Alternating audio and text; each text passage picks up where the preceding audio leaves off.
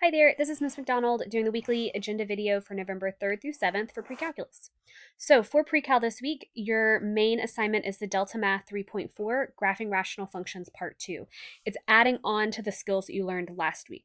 If you did not finish last week's or did not do last week's assignment on graphing rational functions, you need to go back and do that first because this builds on it. So it's going to be really difficult to do this week's if you did not do last week's or finish last week's. So just as a reminder, you have the lecture video. That's where you need to be taking notes, writing down those practice problems, writing down what's said in the video to help you on the practice problems right after the video. You may need to work on some of this outside of class just to make sure that you get it done before Thursday. It is technically open until Sunday like normal, but it's in your best interest to get the Delta Math done, at least attempt all of the different types of problems before the quiz.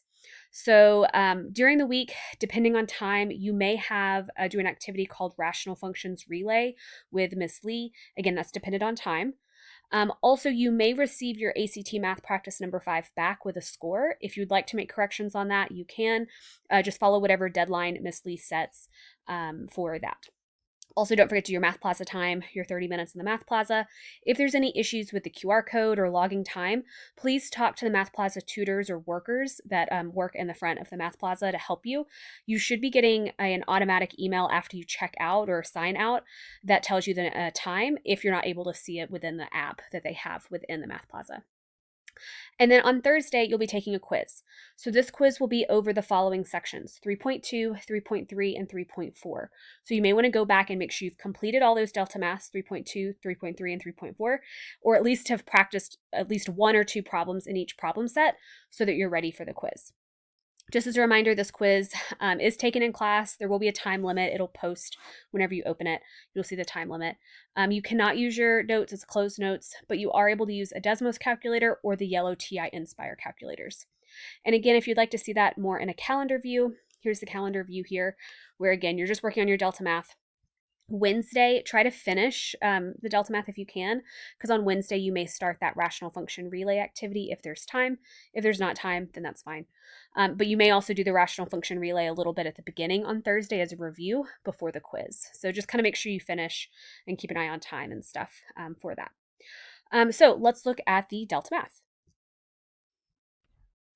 Okay, so this is set up similar to previous weeks where, again, you have a video and then you have a few practice problems. So for these problems, they're going through and doing horizontal asymptote, vertical asymptote, x-intercept, y-intercept, whole, all of those features that you looked at last week, and we're just continuing to review.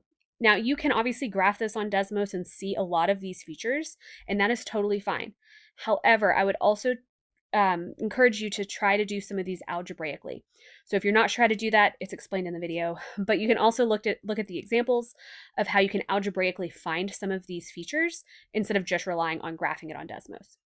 So this is where you identify them. Again, if there's no vertical asymptote, then you click this button, or if there's no y-intercept, you click the button if that feature does not happen. Then, after you've identified features, you're going to actually take those features and graph them. So again, similar to what you maybe have done previously, where I'm just dragging these randomly. You click on each individual feature if it has that feature, and then you drag the point. Again, I'm doing this just randomly. And then once you have all those features identified, then you can hit plot. It's going to automatically make it. Again, this is not correct. I didn't actually do any of it, but that's how you go through and do that graphing. Then the new feature that we looked at last week briefly in the Desmos activity is a slant asymptote. So you can have more than just horizontal and vertical asymptotes. You can have a diagonal asymptote or slant asymptote. So before you look at slant asymptotes, we first need to review how to do division. Now, there are multiple ways to do polynomial division that were covered in Algebra 2.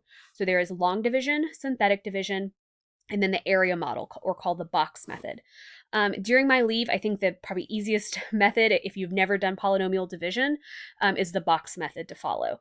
Long division and synthetic division have kind of some quirks to them. If that's how you learned it in Algebra 2, great, you can do those. However, I know a lot of you guys may not have done polynomial division in Algebra 2 based on the school that you came from. So we're going to do box method. So there's a video you can watch, guides you through. It's basically like a little puzzle to solve.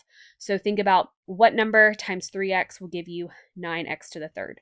Well, it's going to be a 3, because 3 times 3 is 9, and then x squared, because x squared and x gives you the x to the third. And you hit try. If it's correct, the next box appears. If it is not correct, so I'm going to do something wrong. I'm just going to type in 6x. It should be 6x squared. If it's wrong, it's going to tell you, and it's going to tell you what to look for. So it says check the exponent. That should be squared, and then hit try. So then you're thinking of 3x times what will give you this term? Well, you don't have enough information because you're trying to figure out the diagonal. So this diagonal here is about the x squared. So notice in your original problem, the x squared term should be negative 6x squared. So these two terms should combine to give you a negative 6. So you wanted to think of 6 minus what number will give you negative 6. So negative 12 and then x squared. Again, if it was wrong, it would prompt. And then I go through and kind of solve that puzzle from there. So that is the division method. Again, watch the video, obviously, as well. But that would be for polynomial division. So back in Algebra 2, or really back in elementary school, you did division with numbers. And you may have done long division with numbers, obviously, in elementary school, but then long division in Algebra 2 if you were taught division. So you have your divisor, your dividend, and the answer is the quotient. So that quotient that you get with polynomial division, the thing you get right up here, that's the quotient, that is your slant asymptote. So then there's a video here kind of going over slant and horizontal asymptotes. So with slant asymptote, again, you would like fill this out, and then you would answer the question based on the slant asymptote. And then again, you have some graphing, and the only difference here is now you have this option for slant. So that's kind of the new feature that you're practicing with, and it all comes back to that polynomial division that you did back in Algebra 2.